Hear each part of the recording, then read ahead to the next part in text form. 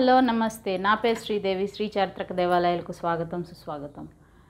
ఈరోజు మీ ముందుకు అష్టాదశ శక్తిపీఠాల్లో ఒకటైన అలంపూర్ జోగులాంబ క్షేత్రాన్ని, బాలబ్రహ్మేశ్వర స్వామి ఆలయాన్ని మీ ముందుకు తీసుకొస్తున్నాను. మన దేశంలో ఉన్న అష్టాదశ శక్తిపీఠాల్లో అలంపురం శ్రీ జోగులాంబ ఆలయం కూడా ఒకటి.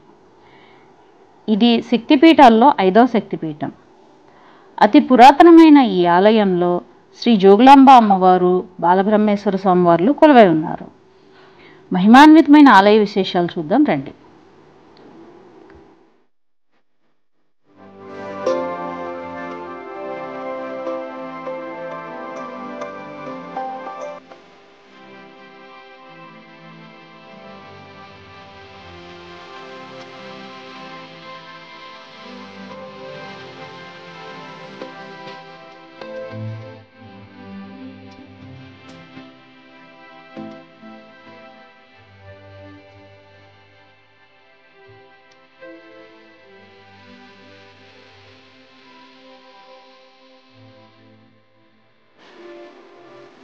శిల్ప చరిత్రకు ఎంతో ప్రాముఖ్యత కలిగిన పుణ్యక్షేత్రం ఈ అలంపూర్.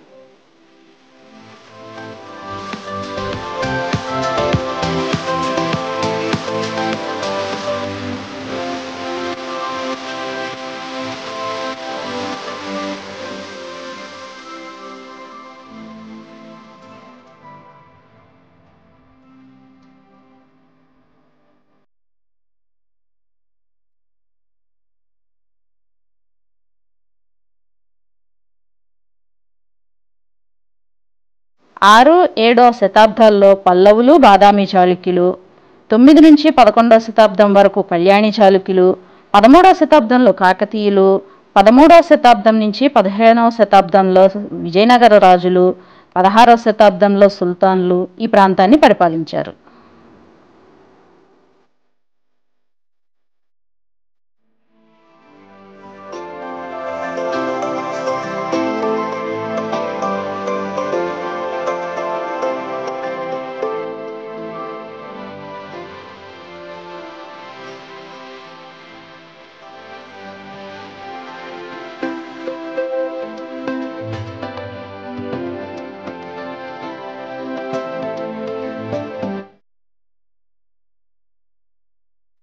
బౌద్ధ, జైన, వైదిక మతాలకు చెందిన గుహాలయాలు, శిల్ప నిర్మాణాలు చాలానే ఉన్నాయి ఇక్కడ.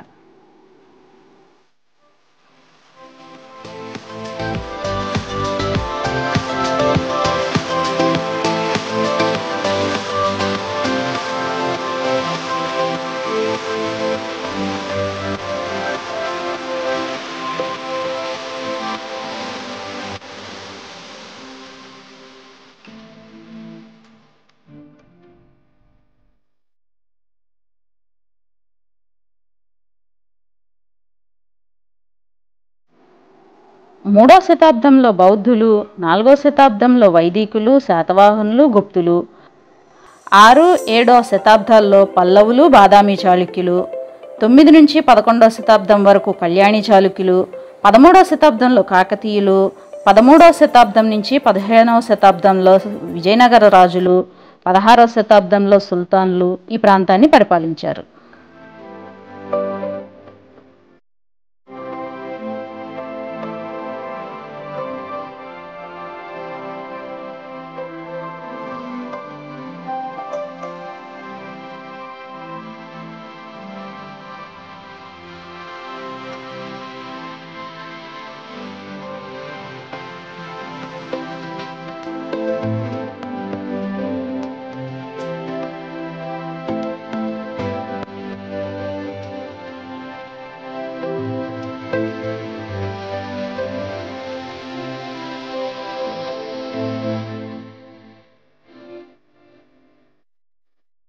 కుతుబ్షాహీ నవాబు, కుతుబ్షాహీ సుల్తాన్ అబుల్ హసన్ తానిషా పరిపాలించే సమయంలో, అంటే క్రీస్తు శకం 1672 నుంచి 1687 మధ్యన బిజ్జల తిమ్మభూపాలుడు అలంపూరు క్షేత్రానికి పాలకుడుగా ఉండేవాడు. దక్షిణాపథంలోని ప్రాచీన శైవ క్షేత్రాల్లో శ్రీశైలం పురాణం ప్రసిద్ధమైంది. ఈ క్షేత్రానికి 4 దిక్కుల్లో 4 ద్వారాలున్నాయి. తూర్పున త్రిపురాంతకం, దక్షిణాన సిద్ధవటం, పశ్చిమాన అలంపురం, ఉత్తరాన ఉమామహేశ్వరం. కాశీ క్షేత్రానికి అలంపూర్ జోగులాంబ క్షేత్రానికి చాలా దగ్గర పోలికలు ఉన్నాయి. ఇక్కడ కృష్ణా తుంగభద్రల సంగమం ఉంది. తుంగభద్ర, బ్రహ్మేశ్వరుడు, జోగులాంబ, పాపనాశిని, మణికర్ణిక మొదలైన 64 ఘట్టాలు కూడా ఉన్నాయి.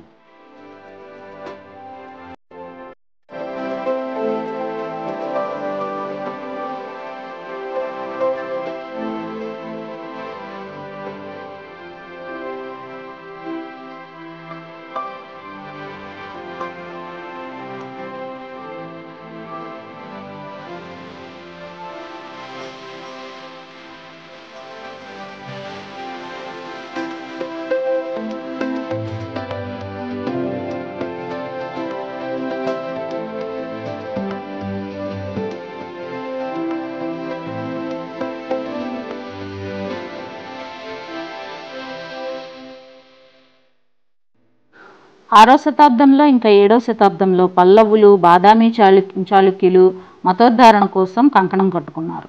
బాదామి చాళుక్యుల నిర్మాణాలు కన్నడ ప్రాంతమైన బీజాపురంలో మొదలయ్యి తెలంగాణలో అలంపురం, సంగమేశ్వరంలో కూడా కనిపిస్తాయి.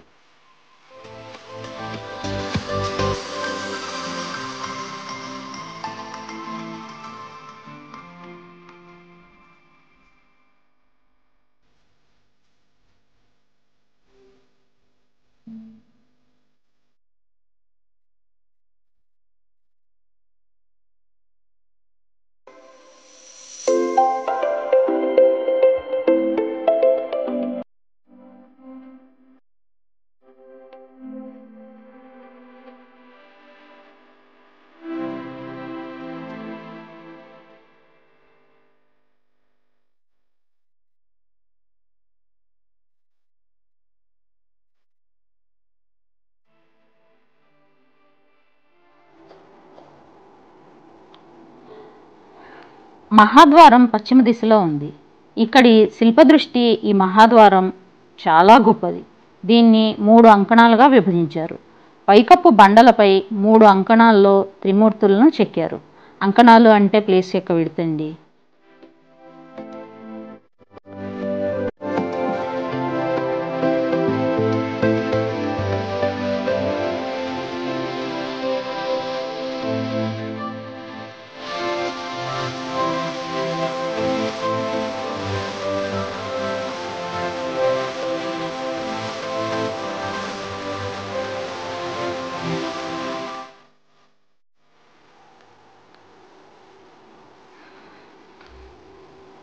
మొదటి అంకణంలో పద్మంపై నిలిచి ఉన్న పడగలతో కూడిన విష్ణుమూర్తి, పైన పాము, మధ్యాంకణంలో అంధకార సంహారమూర్తి రూపంలో ఉన్న శివుడు, 3వ అంకణంలో చతుర్ముఖ బ్రహ్మ రూపాలు తీర్చబడ్డాయి.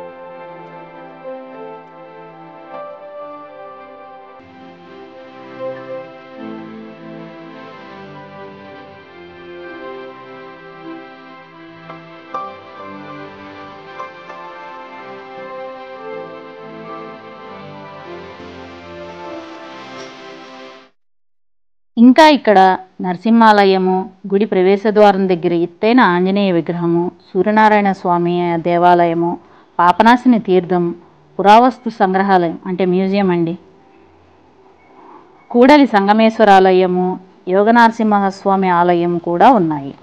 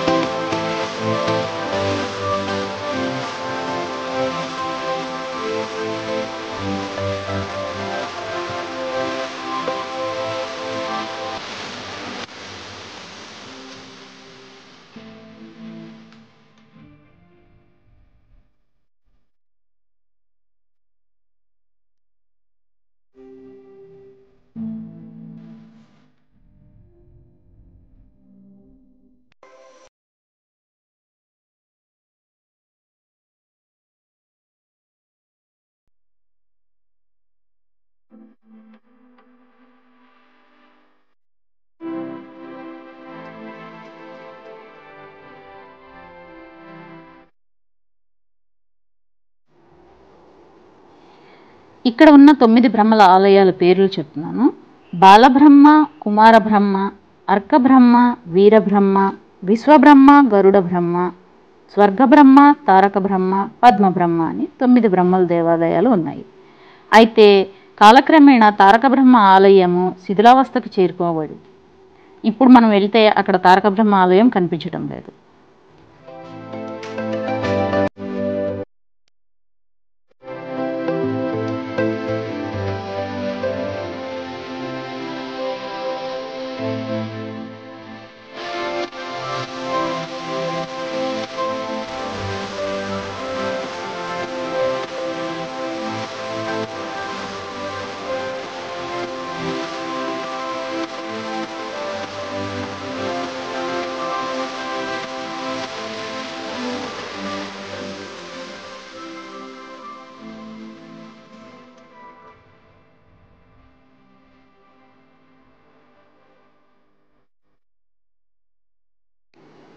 ఈ క్షేత్రానికి బ్రహ్మేశ్వర క్షేత్రం అనే పేరు రావడానికి అక్కడ ఉన్న 9 బ్రహ్మల ఆలయాలే కారణం.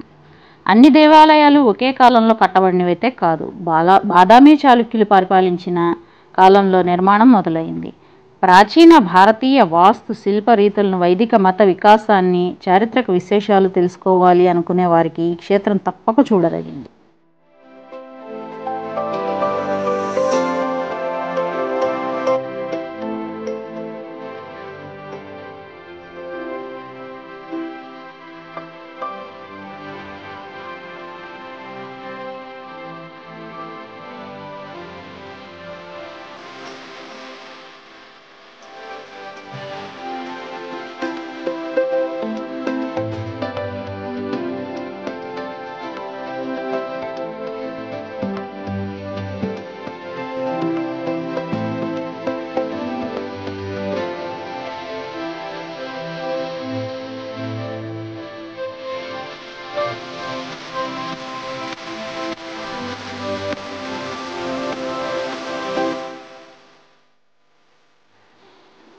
ఇంకా ఇక్కడ సప్తమాతృకులు అంటే 7 తల్లులండి.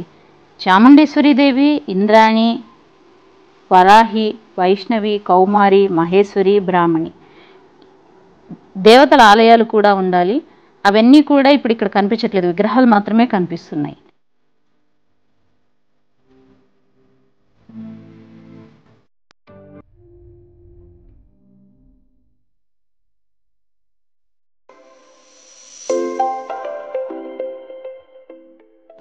అయితే మిగతా ఆలయాలు కూడా నాశనం కాకుండా విజయనగర చక్రవర్తి 2వ హరిహరరాయల కొడుకు మొదటి దేవరాయల తండ్రి ఆజ్ఞానుసారం ముస్లిం సైన్యాన్ని తరిమికొట్టి ఈ క్షేత్రాన్ని రక్షించాడు.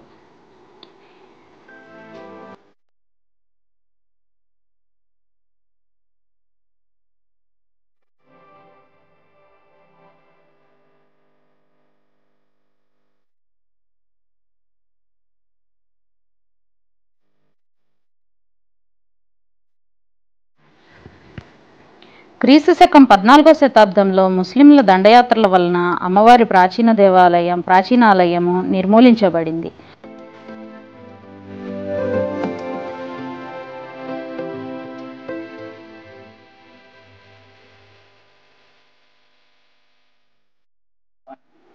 అమ్మవారి విగ్రహాన్ని బాలబ్రహ్మేశ్వర స్వామి ఆలయంలో ఉంచి పూజించారు.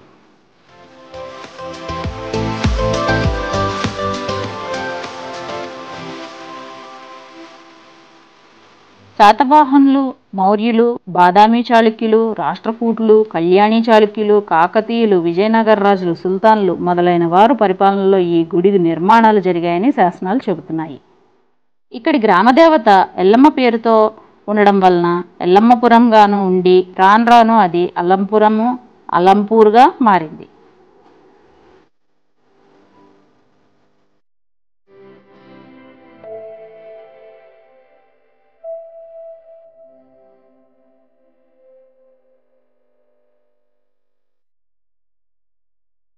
ఈ శ్రీచక్రంతో పాటు ఇక్కడ ఆలయం చుట్టూ జలకుండము, మధ్యలో దేవాలయం నిర్మాణం చేశారు.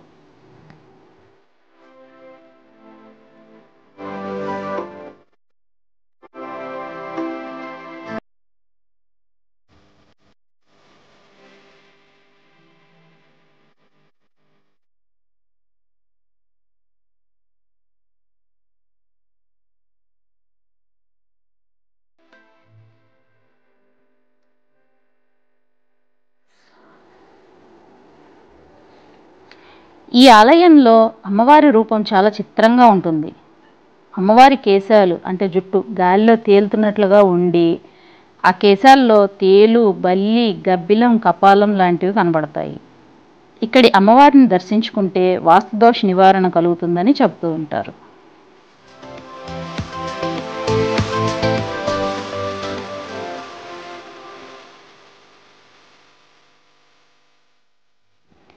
ఇక్కడి అమ్మవారి విగ్రహం చాలా ఎత్తుగా కత్తి పట్టుకొని పీఠంపై కూర్చున్నట్టుగా ఉంటుంది.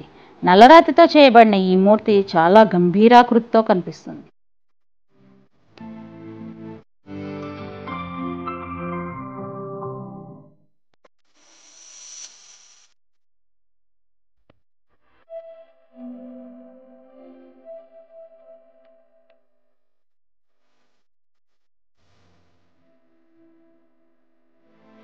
కోపంతో ఉన్న అమ్మవారిని శాంతింపచేయడం కోసం 9వ శతాబ్దంలో ఆదిశంకరాచార్యుల వారు ఈ దేవాలయంలో శ్రీచక్రం ప్రతిష్ఠ చేశారు.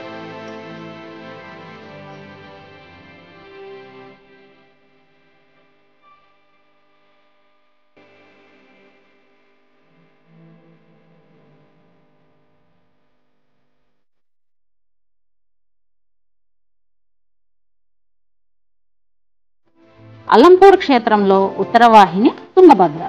ఈ క్షేత్రాన్ని దక్షిణ కాశీ అని కూడా పిలుస్తారు.